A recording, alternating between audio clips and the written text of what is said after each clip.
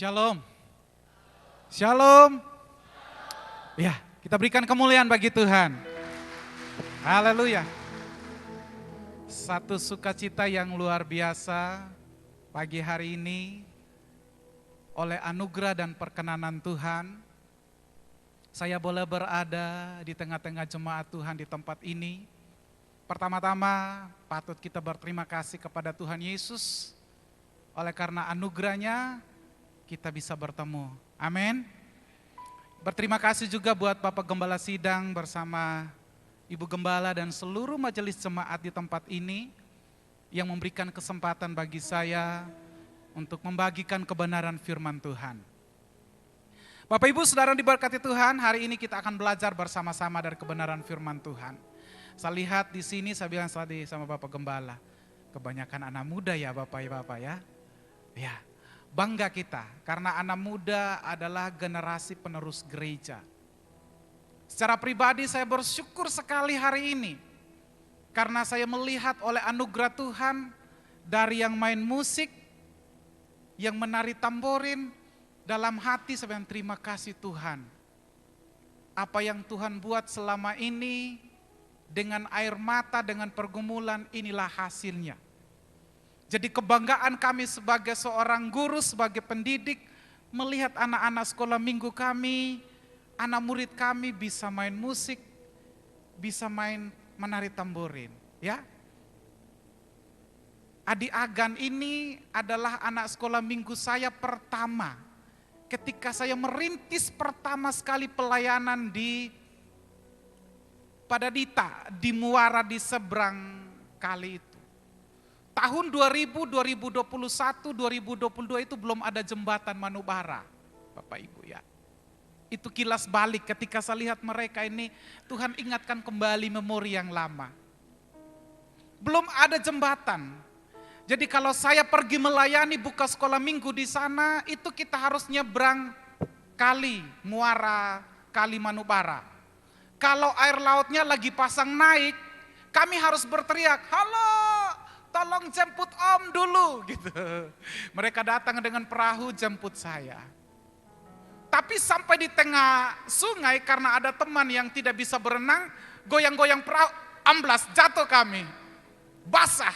Dan setiap minggu begitu Bapak Ibu. Jadi ada kisah cerita. Dan saya melihat wah luar biasa. Agan dipakai Tuhan dengan luar biasa. Ya. Saya lihat Excel juga. Anak murid yang kami didik dari TK dikasih agape sampai tamat di SMP, sekarang Tuhan sudah pakai luar biasa. Kohendra, dulu kami sama-sama pemuda, kami bikin konser sampai ke Sumba Barat sana. Ya, hari ini masih setia melayani pekerjaan Tuhan. Kita berikan kemuliaan bagi Tuhan. Ya, satu lagu dulu.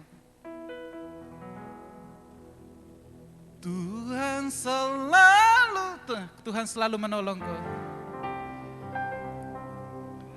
Tuhan selalu menolongku, selalu menjagaku, sehelai di rambutku tak akan terjatuh tanpa seizinmu. Tuhan selalu menolongku,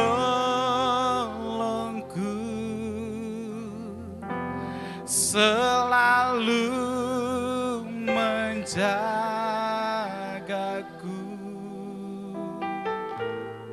Dia menganyangkanku dan peliharaku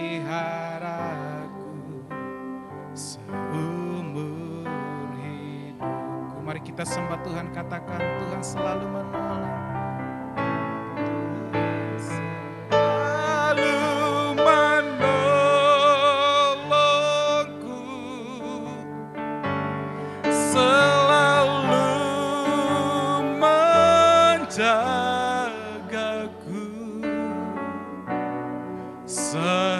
Sehelai di rambutku tak akan terjatuh tanpa seizin.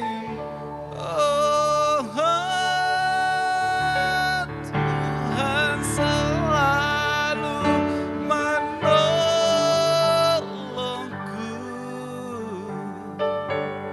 selalu menjagaku.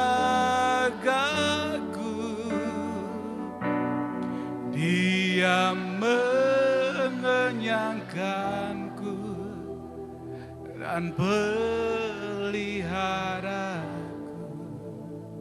seumur hidupku. Dia mengenyangkanku dan peliharaku seumur hidupku. Kita berikan kemuliaan bagi Tuhan. Dia Allah yang selalu menolong saya dan saudara. Dalam kehidupan kita sebagai orang percaya, kita tidak tahu seperti apa rencana Tuhan dalam hidup saya dan saudara. Dan tergantung respon kita ketika Tuhan mengizinkan sesuatu terjadi dalam iman pengiringan kita kepada Tuhan. Saya tidak pernah membayangkan akan berdiri di sini, Bapak Ibu. Ya, saya dengan Bapak Gembala Sidang, kami seangkatan. Satu letting dulu, satu ruang kuliah. Kami sama-sama alma mater dari STT Terpadu. Mungkin Bapak Ibu yang lain sudah banyak yang kenal, tapi ada juga yang belum. Alangkah lebih baik saya perkenalkan diri. Ya, kami sama-sama satu letting angkatan pertama, kuliah sama-sama, pelayanan sama-sama, dan puji Tuhan juga oleh anugerah Tuhan, kami melayani hampir di tempat yang sama, hanya dibatasi oleh tembok saja, oleh pagar. Tuhan percayakan saya menjadi guru di Kasih Agape, oleh anugerah Tuhan sampai saat ini yayasan masih mempercayakan kepala sekolah dan Bapak Gembala di sini. Jadi setiap hari kami saling berinteraksi, ya Bapak Ibu. Terima kasih juga buat jemaat Tuhan di tempat ini. Kalau kami dari Kasih Agape ada pertemuan orang tua murid, kami selalu pakai gedung gereja ini. Terima kasih, berikan kemuliaan bagi Tuhan. Kami tidak tahu seperti apa rancangan Tuhan. Tapi lagu tadi berkata bahwa Tuhan selalu menolong. Sehelai rambut di kepala pun tidak akan jatuh kalau tanpa seizin Tuhan. Amin. Ada banyak pergumulan dalam kehidupan kita sebagai orang percaya. Bapak Ibu saudara diberkati Tuhan. Tipe kita orang Kristen ketika Tuhan izinkan ada masalah dalam kehidupan kita. Kadangkala respon kita 3 macam. Respon yang pertama adalah kita lari dari Tuhan.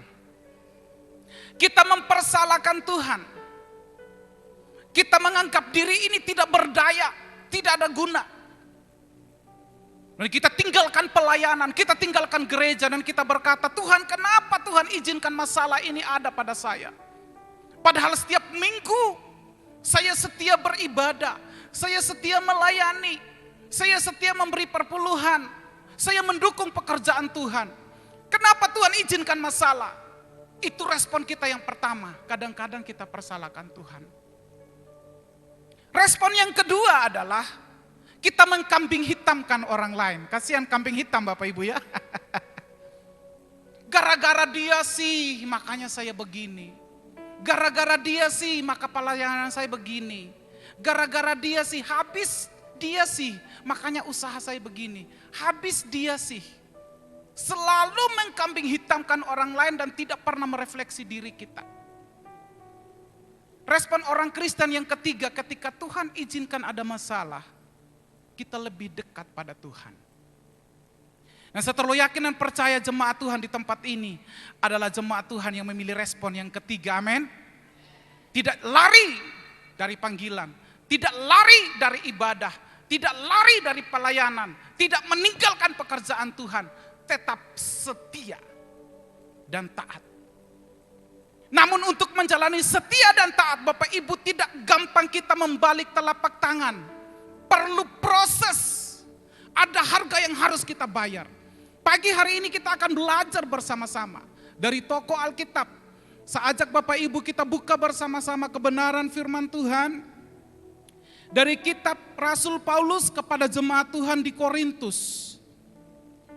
2 Korintus pasal yang keempat, ayat 1 sampai ayat yang ke-15. 2 Korintus pasal yang keempat, ayat 1 sampai ayat yang ke-15. Kalau Bapak Ibu sudah menemukan, saya rindu kita mengambil bagian dalam pembacaan kebenaran firman Tuhan. Saya membaca ayat yang ganjil, Bapak Ibu membaca ayat yang genap. Nanti ayat yang ke-15 kita baca bersama-sama. Dengan kerendahan hati, menghargai firman Tuhan, kita berdiri di hadapan Tuhan. 2 Korintus pasal 4 ayat 1 sampai ayat yang ke-14, demikian bunyi firman Tuhan. Harta rohani dalam bejana tanah liat. Oleh kemurahan Allah, kamu telah menerima pelayanan ini. Karena itu kami tidak tawar hati.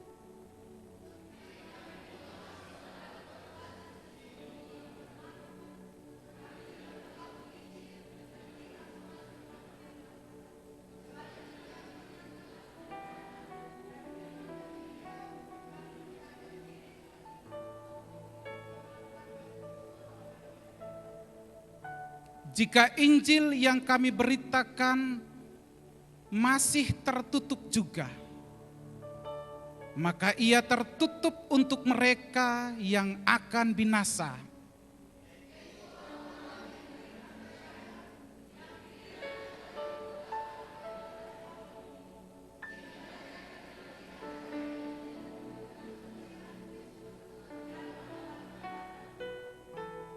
Sebab bukan diri kami yang kami beritakan, tetapi Yesus Kristus sebagai Tuhan dan diri kami sebagai hamba-Mu karena kehendak Yesus.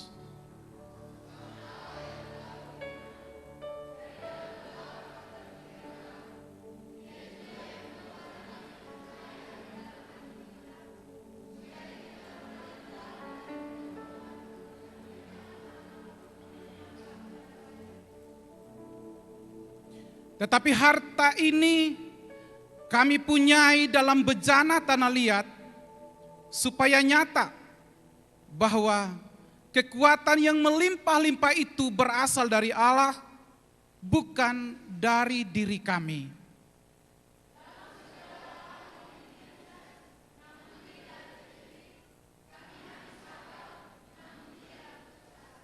Kami dianiaya, namun tidak ditinggalkan sendirian. Kami dihempaskan, namun tidak binasa.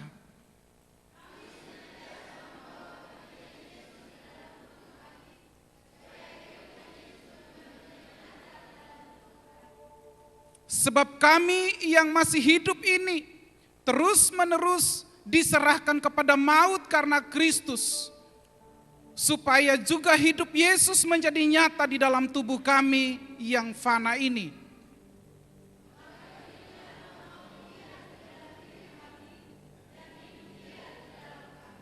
Namun karena kami memiliki roh iman yang sama, seperti yang ada tertulis, aku percaya, sebab itu aku berkata-kata, maka kami juga percaya, dan sebab itu kami juga berkata-kata.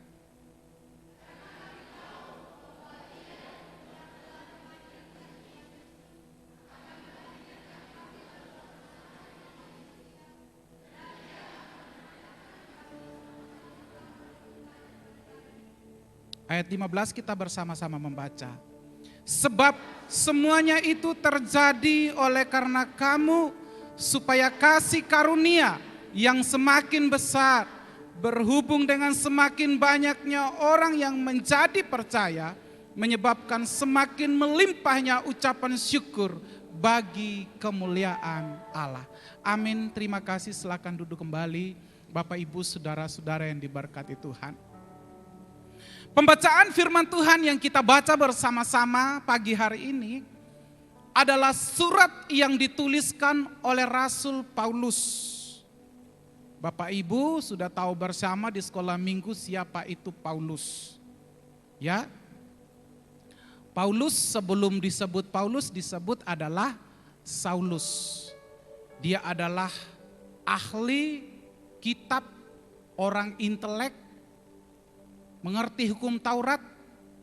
Tetapi sebelum dia bertobat, dia ingin membinasakan orang percaya. Tetapi oleh anugerah Tuhan, Paulus ditangkap oleh Tuhan dengan cara Tuhan sendiri. Dan pada akhirnya saat itu namanya disebut sebagai Paulus, bukan Saulus lagi. Dia menjadi penginjil, dia menjadi rasul yang dipakai Tuhan. Dan salah satu pelayanan yang Paulus lakukan kepada jemaat Tuhan yang ada di kota Korintus. Bapak Ibu, kalau kita baca bersama-sama kebenaran firman Tuhan ini, ketika Paulus menuliskan surat Korintus yang pertama, Paulus tidak berada di kota Korintus. Paulus berada di Efesus. Kemudian jemaat Tuhan bertumbuh di Korintus. Dan Korintus ini adalah sebuah kota pusat perdagangan, pusat industri, pusat pemerintahan, pusat olahraga pada zamannya. Merupakan kota metropolitan. Dia adalah kota yang maju secara ekonomi, secara politik, secara bisnis. Dalam pemerintahan, kota Korintus adalah kota yang maju. Namun kalau kita belajar arti dari kata Korintus, Korintus adalah dari kata Korintiesin. Artinya bahwa hidup sebagai pemabuk, korupsi, dan hidup amoral. Jadi kehidupan orang-orang Korintus pada zaman itu hidup dengan penyembahan berhala. Mereka hidup dengan cara-cara duniawi. Mengukur hidup ini dengan materi. Mengukur kebahagiaan manusia dengan materi. Dan ketika Paulus melakukan pelayanan pertama di Korintus, di sana ada para filsuf, orang-orang intelek di kota Korintus, yaitu para filsuf Gnostik. Mereka menentang siapa itu Paulus. Mereka tidak percaya kerasulan Paulus. Oleh karena itulah jemaat Tuhan yang ada di Korintus yang dibangun pada surat pertama terus melakukan komunikasi, berhubungan dengan Paulus. Kami di sini gereja-gereja Tuhan sementara dianiaya, kami sementara ditindas, kami mengalami pergumulan yang berat. Paulus tolong kami. Kemudian Paulus menuliskan surat yang kedua. Ketika Paulus menuliskan surat yang kedua, Paulus juga tidak berada bersama dengan jemaat Tuhan. Dia sementara berada di Makedonia. Tujuan Paulus menulis surat yang pertama untuk menguatkan jemaat Tuhan yang telah bertumbuh memiliki pengenalan yang benar kepada Tuhan. Tujuan yang kedua, Paulus juga menyatakan bahwa dia benar-benar adalah rasul yang dipakai oleh Tuhan. Dan tujuan yang ketiga, Paulus ingin menasihati jemaat Tuhan yang ada di Korintus yang tidak mau taat tentang Injil. Mereka mau menjadi orang Kristen, iya. Mau bergereja, iya. Tapi tidak mau ditegur, tidak mau dinasihati. Masih mau hidup dengan gaya-gaya lama mereka sebelum mereka mengenal Kristus. Nah, gereja Tuhan saat ini pun juga Bapak Ibu tidak beda dengan pertumbuhan gereja Tuhan yang ada di Korintus.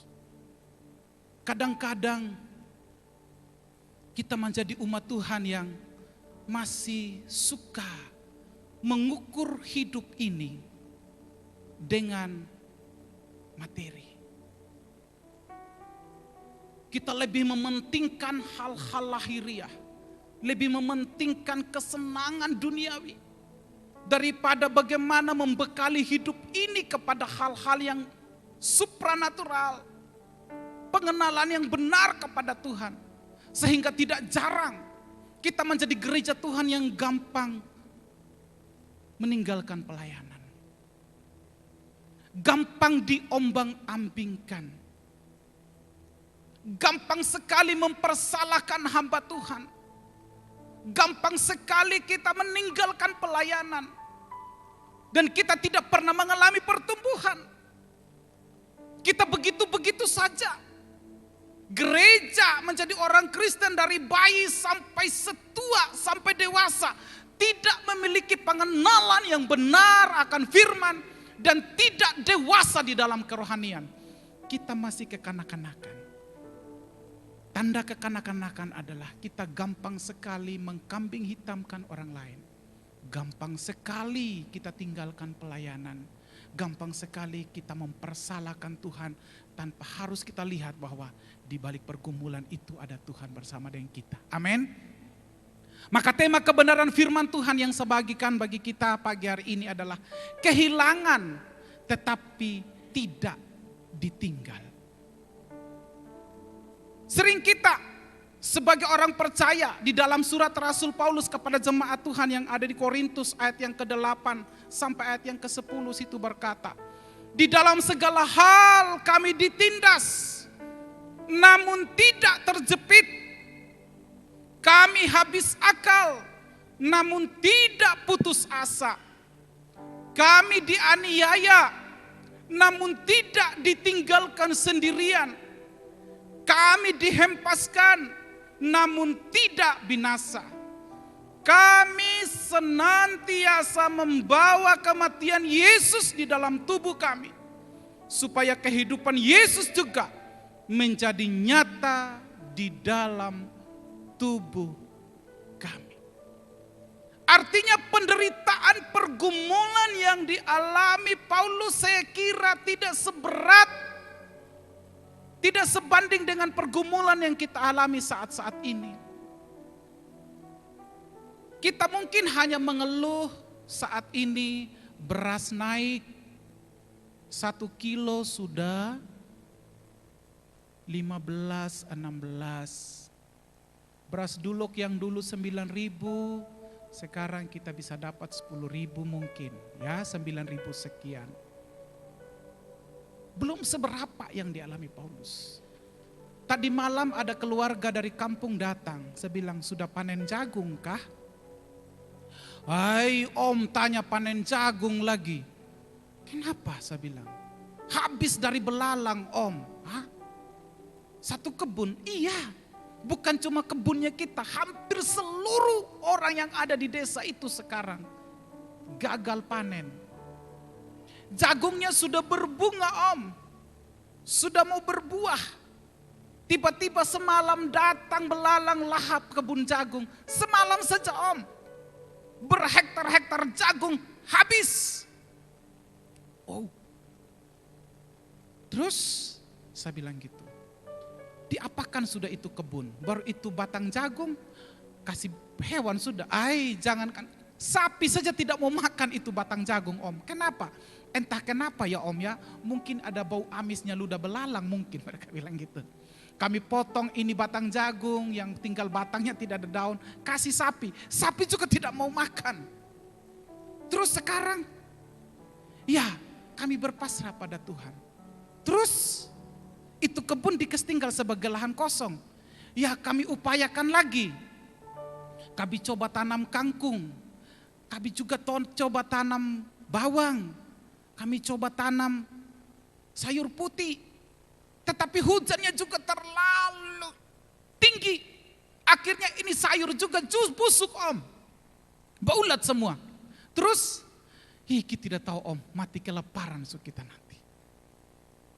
Itu fenomena yang terjadi sekarang kita di Sumba Timur. Saya bilang sama mereka, Tuhan kasih akal sama kita. Coba ganti itu tanam jagung, coba tanam singkong. Wah, tidak ada batang ubi lagi om, semua orang su tanam. Ya karena singkong itu pengganti karbohidrat. Oh coba kalau kamu ada uang, kamu beli itu keladi, petatas itu, coba tanam. Itu pengganti karbohidrat. Wih tapi mahal juga om, kita butuh uang berapa ratus ribu om untuk tanam. Sedangkan beli beras aja tidak ada. Saya bilang oke, itu petatas-petatas yang kamu tanam di pinggir sungai, tidak ada lagi om. Kenapa? Banjir dari bendungan om sana. Aduh. Hidup ini seperti ditindas. Kesusahan, dianiaya, pergumulan yang kita hadapi lebih berat yang dialami oleh Paulus, oleh jemaat Tuhan yang ada di kota Korintus. Apakah kita akan hidup menjalani hari-hari hidup yang penuh pergumulan ini dengan hama belalang, dengan terus bersungut-sungut atau mengucap syukur? Halo? Bersungut-sungut atau mengucap syukur? Saya sangat menyayangkan di medsos Bapak Ibu. Ini yang banyak melakukan respon adalah orang Kristen juga. Yang respon mengkritisi pemerintah ketika pemerintah melakukan tindakan untuk hama belalang. Itu respon kita juga. Mempersalahkan orang lain. Habis sih dinas peternakan selama ini lambat penanganan. Kadang-kadang begitu. Habis sih belalang sudah beranak cucu baru mulai ditangani. Habis sih belalang sudah bertelur sekarang baru kita disuruh begini. Dulu ada bikin apa saja. Yang buat seperti itu adalah orang Kristen. Kita tidak pernah merenung Tuhan kenapa ini belalang ada di Sumba.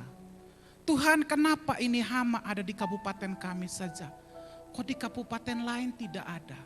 Saya mendengar di Sumba Tengah mereka sudah panen jagung. Sumba Barat juga panen jagung. Sumba Barat Daya juga panen. Sumba Timur saja yang hama belalang. Ada apa di Sumba Timur? Ini adalah tanggung jawab kita sebagai gereja Tuhan. Sebagai jemaat Tuhan untuk bersungguh-sungguh berdoa di hadapan Tuhan. Minta pengampunan di hadapan Tuhan. Mungkin ada sesuatu yang tidak benar dalam hidup kita. Ketika kita mengalami pengiringan kita kepada Tuhan. Tuhan kenapa di tempat lain beras tidak krisis? Kok di sini saja yang krisis? Ada apa Tuhan? Ampuni kami Tuhan. Berhenti mengeluarkan kata-kata mengumpat dan bersungut-sungut serta mempersalahkan orang lain. Ubah kata-kata kita menjadi berkat. Amin. Katakan Tuhan kami memberkati Sumba. Kami memberkati Waingapu Tuhan. Kami memberkati Sumba Timur Tuhan. Karena firman-Mu berkata, ketika kami mengalami ditinggalkan, kami tidak sendirian. Ketika kami ditindas tapi kami tidak terjepit. Ketika kami habis akal tapi kami tidak putus asa Tuhan. Ketika kami mengalami aniaya kami tidak sendirian. Ketika kami dihempaskan kami tidak akan binasa Tuhan. Karena di Waingapu ini ada orang-orang yang berdoa. Amin. Mulai dari gereja Tuhan ini. Bagaimana kita tetap setia Bapak Ibu? Hal yang pertama, agar kita tetap setia di dalam pergumulan gereja yang berat. Dalam pergumulan rumah tangga kita yang berat. Dalam pergumulan keluarga kita yang berat. Dalam pergumulan usaha kita yang berat. Hal apa yang harus kita perhatikan supaya kita lebih setia? Kita lihat bersama di dalam kebenaran firman Tuhan ayat yang kelima. 2 Korintus pasal 4 ayat yang kelima. Di sini Rasul Paulus mengajarkan kepada saya dan saudara. Sebab bukan diri kami yang kami beritakan, tetapi Yesus Kristus sebagai Tuhan dan diri kami sebagai hamba karena kehendak Yesus. Hal yang pertama adalah hendaklah dalam diri kita memiliki hati hamba dan memancarkan Kristus dalam diri kita, menjadi saksi Kristus. Bukan diri kami yang kami beritakan, kata Paulus, tapi Kristus. Bagaimana Kristus itu kita nyatakan dalam kehidupan kita kalau kita memiliki hati hamba.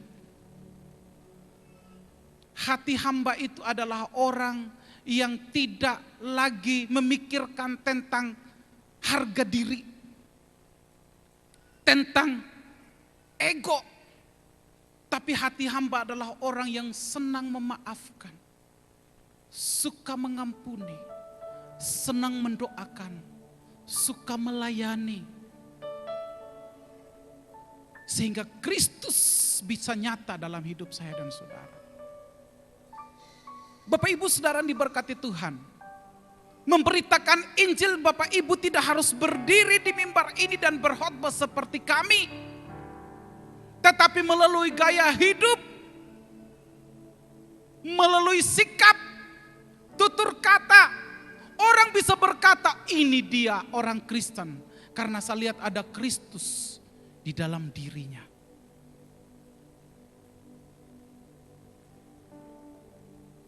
Saya Bapak Ibu ketika dipercayakan oleh pemerintah untuk menjadi kepala sekolah penggerak, saya selalu berkolaborasi dengan orang-orang yang kebanyakan itu tidak seiman dengan kita.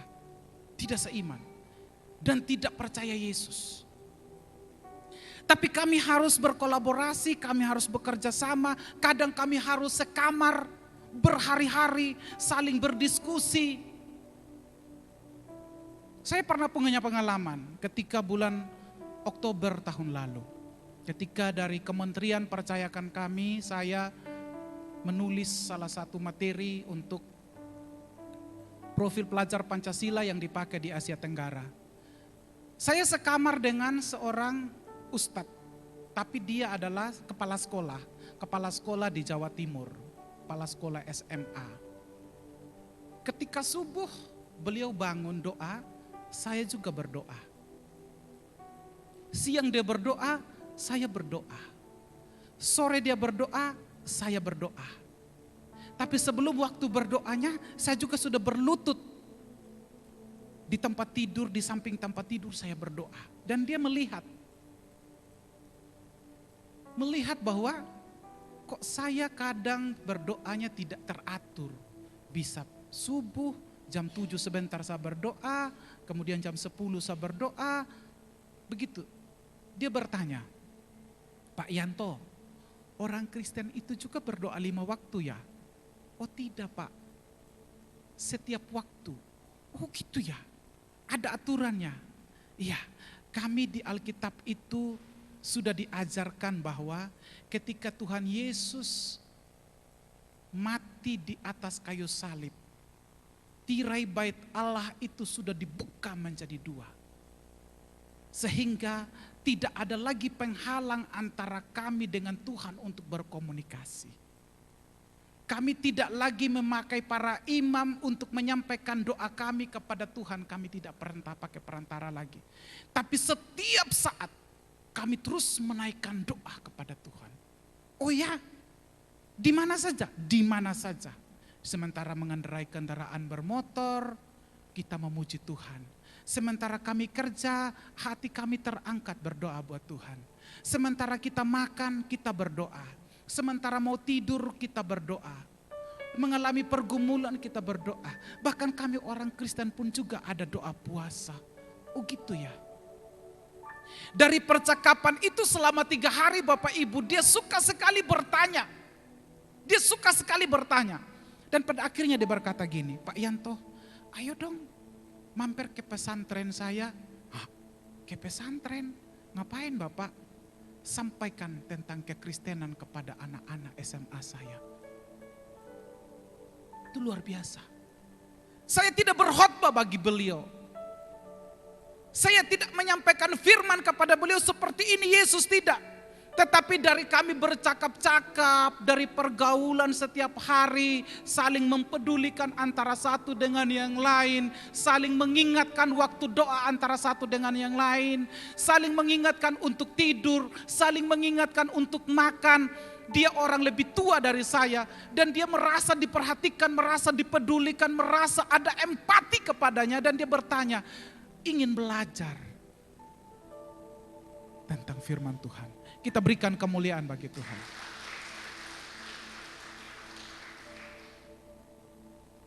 Jadi Bapak Ibu, bagaimana kita tetap setia bertahan di dalam pengiringan kita kepada Tuhan adalah memberitakan Yesus di dalam hidup kita. Sehingga kita menjadi orang Kristen yang kuat di dalam Tuhan. Amin. Saya ingin nyanyi satu lagu. Kerja buat Tuhan selalu manis. Ya. Kerja buat Tuhan selalu manis. Biar pikul salib selalu manis. Ayo kerja buat Tuhan, sungguh senang-senang dipanggil Tuhan selalu manis.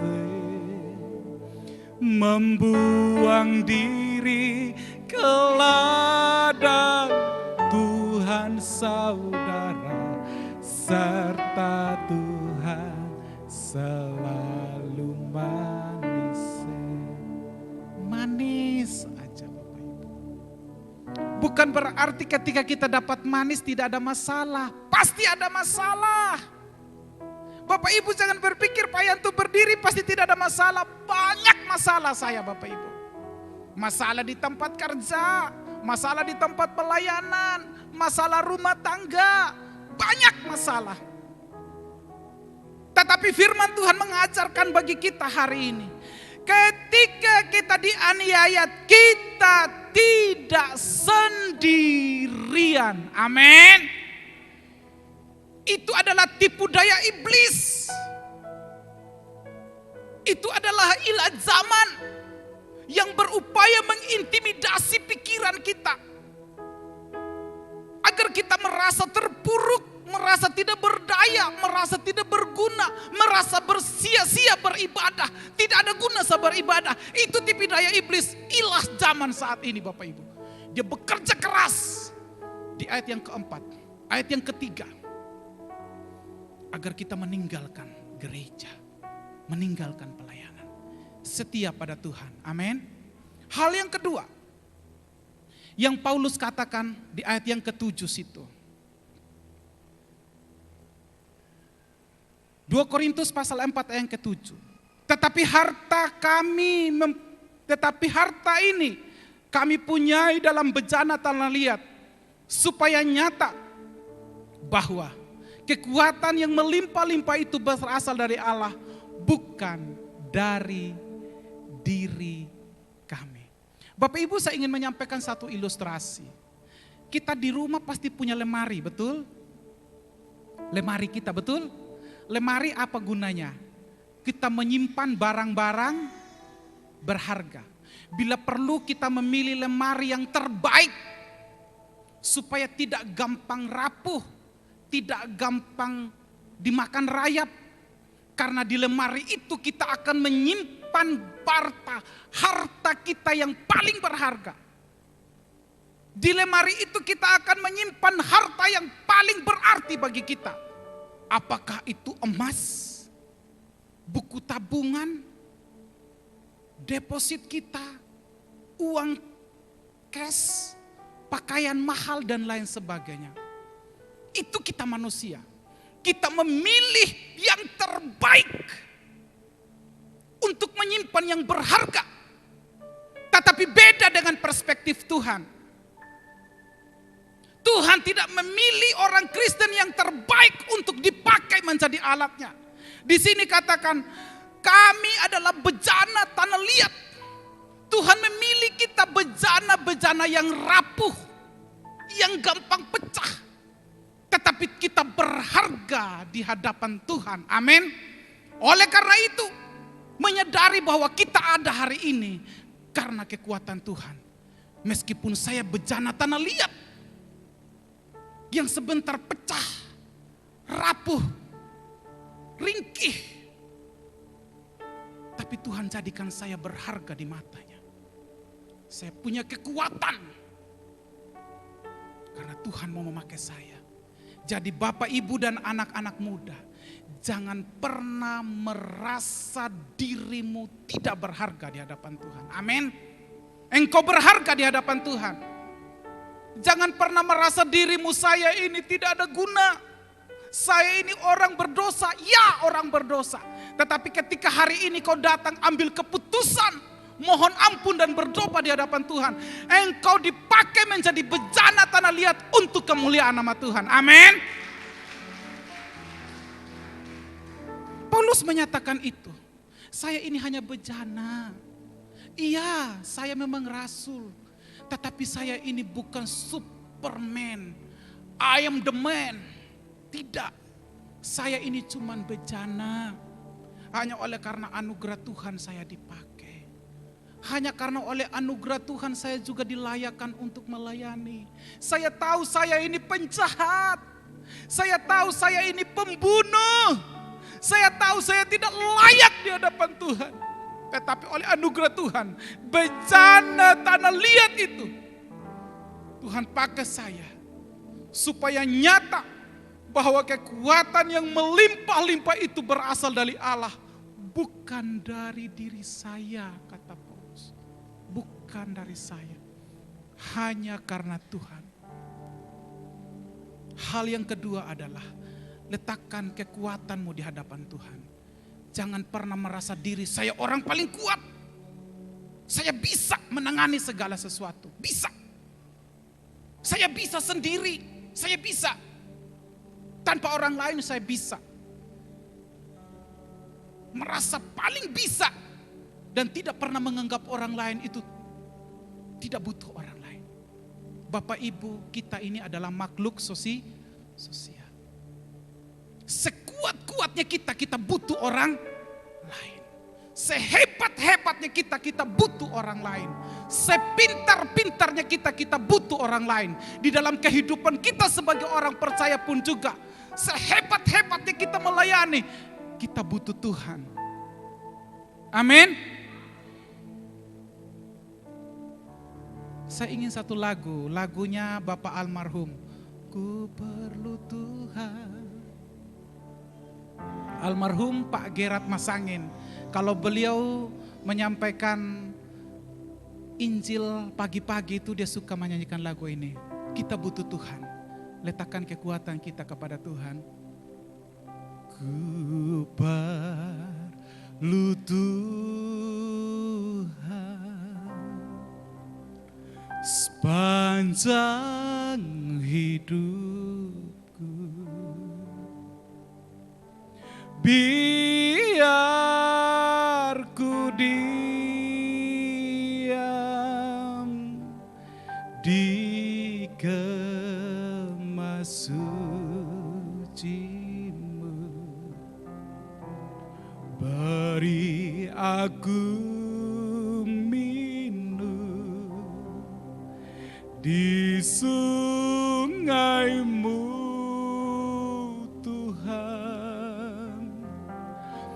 Ku perlu Tuhan,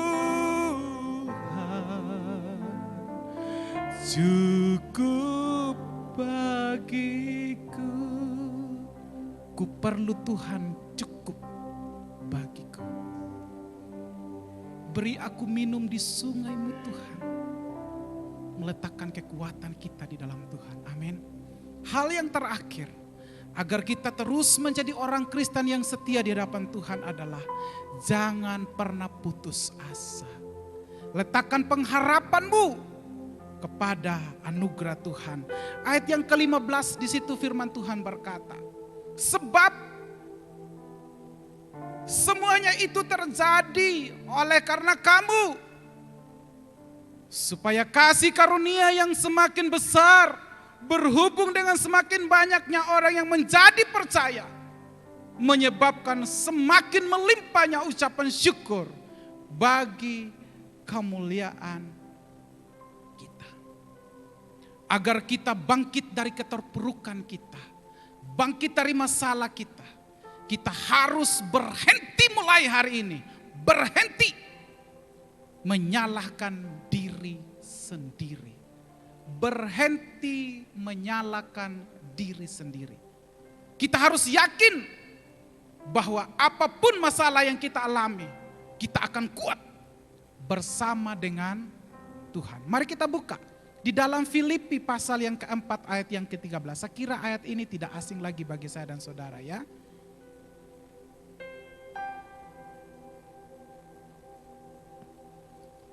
Filipi pasal 4 ayat ke-13. Mari kita baca bersama-sama. 1, 2, 3. Segala perkara dapat kutanggung di dalam Dia yang memberi kekuatan kepadaku. Berhenti menyalahkan diri sendiri. Berharap kepada Tuhan. Ya, ada lagu berkata, segala perkara dapat kutanggung di dalam Dia yang memberi kekuatan.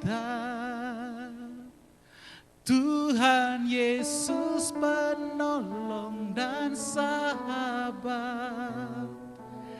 tetap percaya Tuhan setia.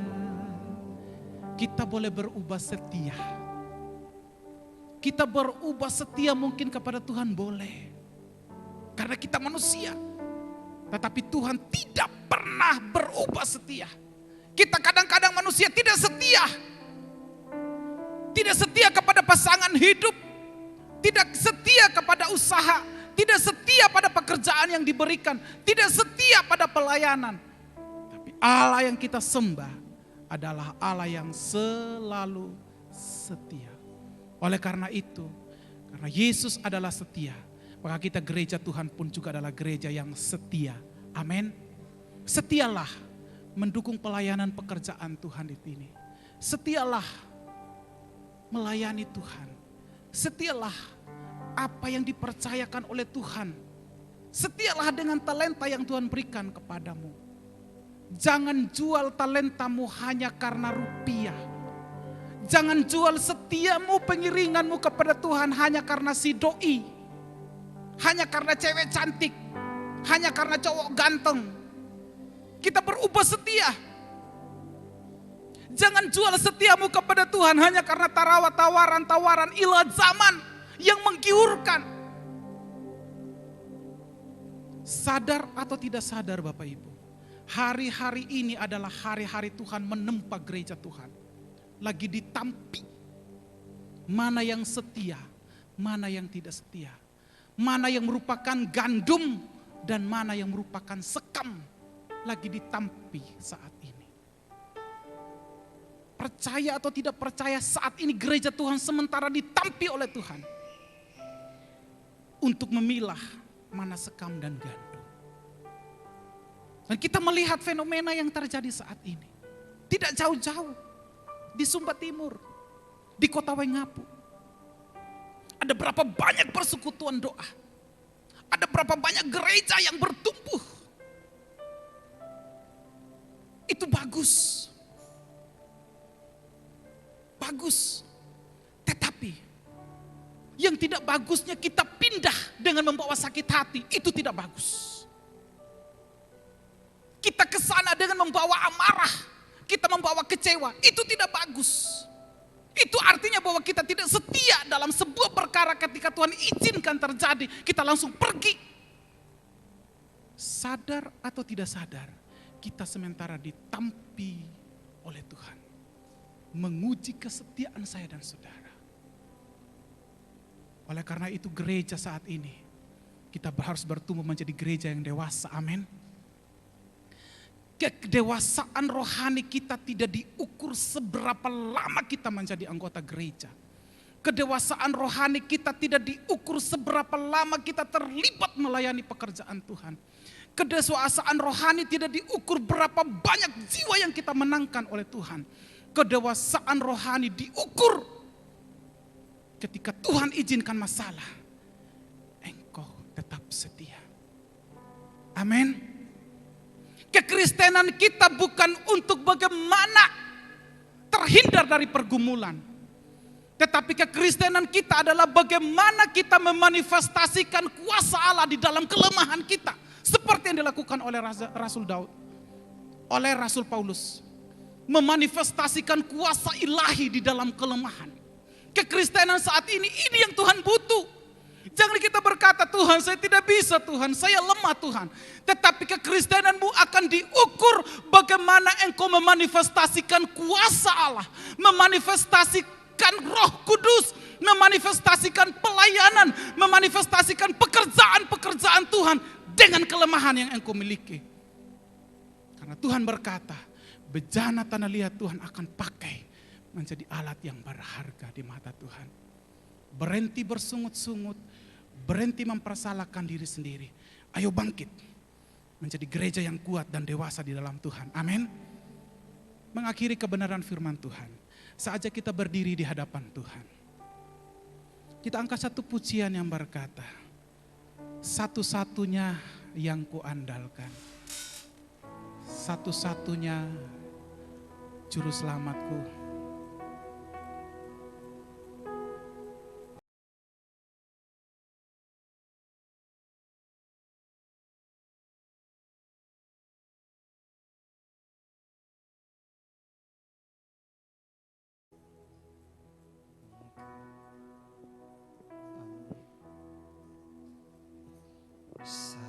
Satu-satunya yang ku andalkan,